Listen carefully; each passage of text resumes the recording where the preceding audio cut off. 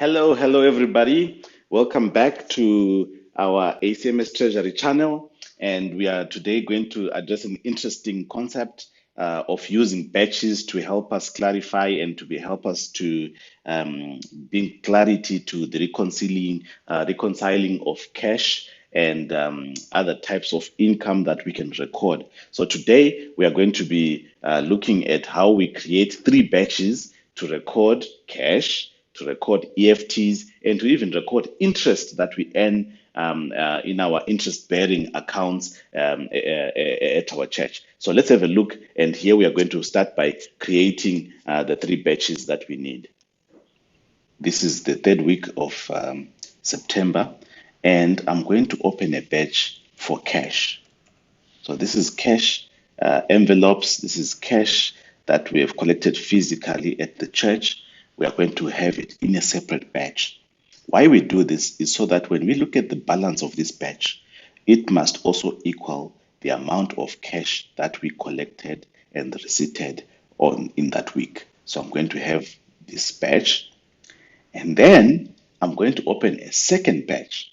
This is also possible. And in front of the description, I'm going to call this one EFTs. Okay, so I'm going to post the bank transfers into that batch.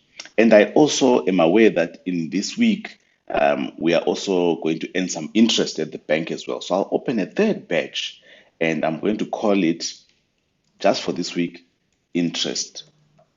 So this is where we will post the interest that we have earned from the bank accounts that are interest-bearing accounts. We are going to receipt that interest into a batch, because that is how we record interest from a bank. All right, so as you can see, I now have three batches for this Sabbath. So we are encouraging treasurers to open three different batches or two, depending on what has happened. If there is no cash, you can even open the one for the EFTs. Let us separate the different streams of income that we have, or the different types of money collection that we have, so that when we look at the balances, we do not get into any confusion. So let's quickly demonstrate how to use these three and how we are going to be able to receipt to them. So the first one I'm going to look at is the cash. So I'm going to click on the keyboard, which is where we click to be able to do the receipting. And we received, say for instance, loose offering on the Sabbath, and we'll come over here to automatically tell us that it will go into the loose offering. And the loose offering is this handled the same as we handle combined offering. 50% of the loose offering goes to the conference, 50% remains at our local church. So let's say in the plates on Sabbath, we counted the money, we collected 4,500.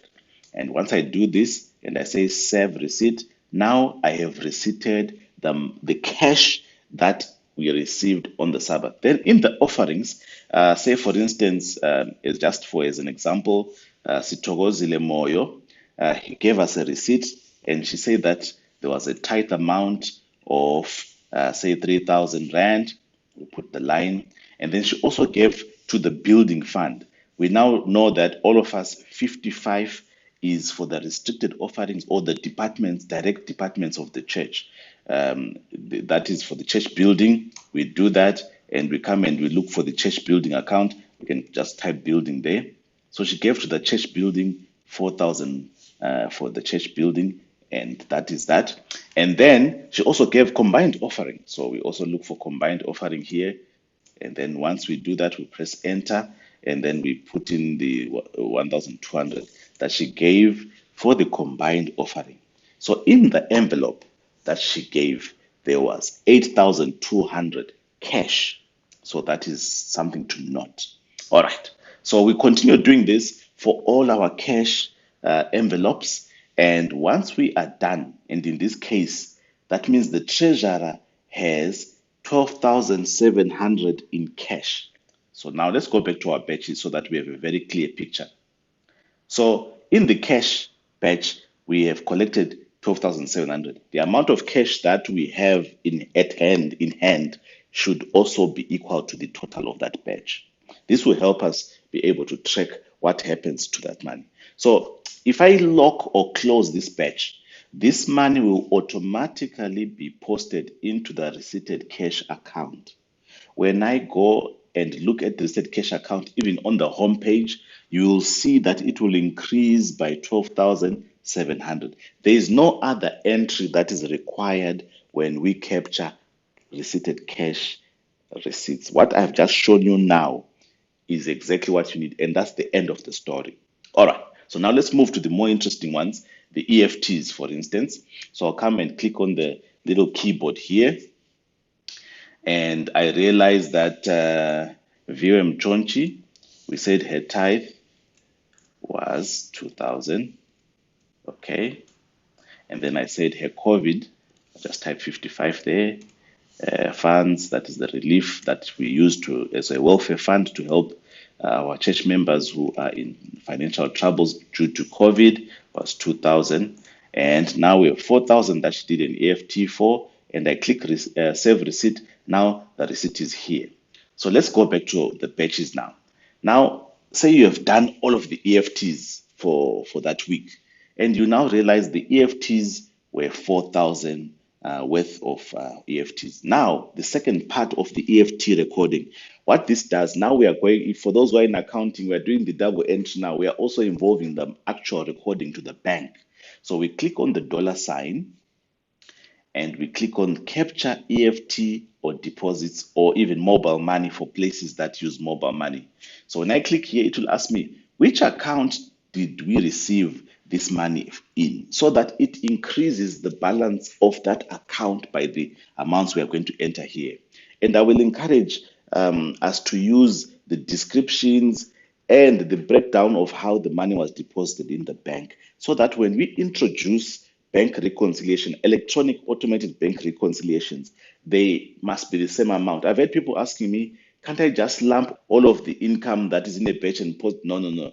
We need to enter line by line whenever we deal with the bank account, so that when we introduce bank reconciliation module, we will not have any challenges. So I happen to know that Sister Viewer on the 8th of September, she then deposited an EFT of 4,000.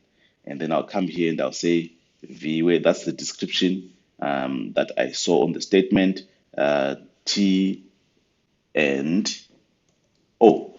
And I say save.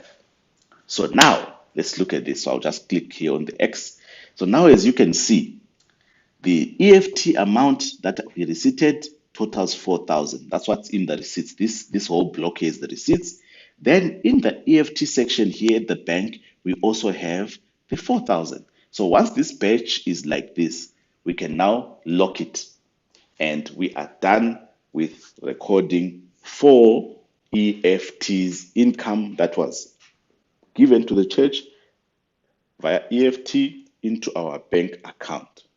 So far, I think we are together. All right. So now let us look at interest. The church has different accounts, and one of the accounts earned interest, and we want to record it. We use the same receipting batches as the tithe and offering and the cash and the EFTs to also record interest. So here we go. So I'll click here on the keyboard, and as I click on the keyboard, now here's where it becomes interesting. It's not a person that gave this money, it's interest earned by the bank. So we will automatically click not a member, because the bank is not a member of our church. Then I'll come here and I'll say ABSA fixed 24. That's the account that we earned interest from. Then I'll say dash interest. Okay, so that is good. I press enter. The category, if you come and type financial here, you will find there's 52. It's called financial earnings. On the category, if you click here, you will find that category number 52 is financial earnings. So that's what we are going to use. Then I press enter, and then it will ask me which department earned this interest. So here's what is interesting. If, for instance, you have separated your funds, the building fund, which is the common one, is in its own bank account. When it earns interest, that interest belongs to the building department or department project or project. So I'm going to come and click here. and say, oh, this money was earned by the building. So I'll come here and I'll look for the building account. There we go, building project, and I press enter, and I'll record now the amount that was earned for interest. It was 1982, it was 1982. I press enter, enter, and now I have recorded the interest that was earned into the fixed ABSA fixed 12 account, and the amount went into the building because that money belongs for building, so that's the one that has earned the interest. And then let's go back to our batches now and have a look. So our batch here now has shown us the interest that we earned. Now we need to record the EFT side, which account now on the bank side, which account has received this money. Then we come and we click on the tester fixed 12, and I say on the 9th or on the 10th, this is the amount that was received into this account as interest. And I come and I say interest here. Yeah, that's it. That's what it was saying on the statement. And then I say save. So what I have done is that we have receipted the interest, posted it into the department that's attached to the fund that earned the interest. If it's just the main bank account or the call account that is earning interest, then we will just put in the church budget. But in this case, it was the building fund that earned this interest, and we were able to do the receipt for it. And I'll now show you how we can just quickly check. By the way, this little tick here, these boxes with ticks, we can use them to verify if our entries are correct. So here we go. We have one receipt, number one, which has the name of the giver is ABSA fixed 12 interest. The category where the money went is called financial earnings, and the department that earned the money is called building project, and the amount was, and the total of this batch is 1,982. All right, so that is what we wanted. And we were also able to capture on the bank side so that the bank balance in our system was also increased by the amount of interest earned and recorded. So that is why we did this, and we have the 1,982 over here. So this batch now is balanced. The receipt is 182, and the bank is also 182. We can now come and close this batch, and our books will be balanced. We will not have a situation where we have accidentally increased the receipted cash amount because something did not balance. This will help us to have clarity as we work with this system. All right, so let's just recap so that we are together. The receipted cash account does not need any other entries to be done. It's an automated system. When you open a batch, and if you want to call it cash and you do not capture the EFT side, that money will automatically be posted into the receipted cash amount. So our receipted cash amount is going to increase by 12,700. And then our EFT batch has 4,000 Rand. And if we click on the dollar sign here, we will notice that the EFTs that we receipted for were 4,000. The total EFT was also 4,000. This batch has now balanced. The EFT batch now equals the amount of EFTs that were collected. And then to verify, you can always click on this little box with a tick so that you make sure that what you have captured is as you wished it to. So here we go. We had one receipt from Sister Viewer here, and she gave tithe of 2,000, and she also gave to the relief. So this allocation is correct and is a reflection of what the giver wanted to give. And I am happy to say that this one is correct. So now I've verified that. And then I'm also going to look at the receipted cash one. I'm going to click on the little tick to make sure that the allocations and the receipts are okay. So we have two of them. The first one was the loose cash that we received during the Sabbath, and it went into the loose offering, and it was 4,500. And then we also gave, we also got a receipt from Sitogozile. She gave tithe, combined offering, and also gave to the building project, and the total was that. So the total amount of cash we have is 12,700. I hope this explanation helps us to understand how we can structure our batches in a way that will help us reconcile nicely and track how we received funds for a given week. And yes, you can open more than one batch on a particular Sabbath. So as you can see, I opened three batches in this one Sabbath, one for cash, one for EFT, and one for interest.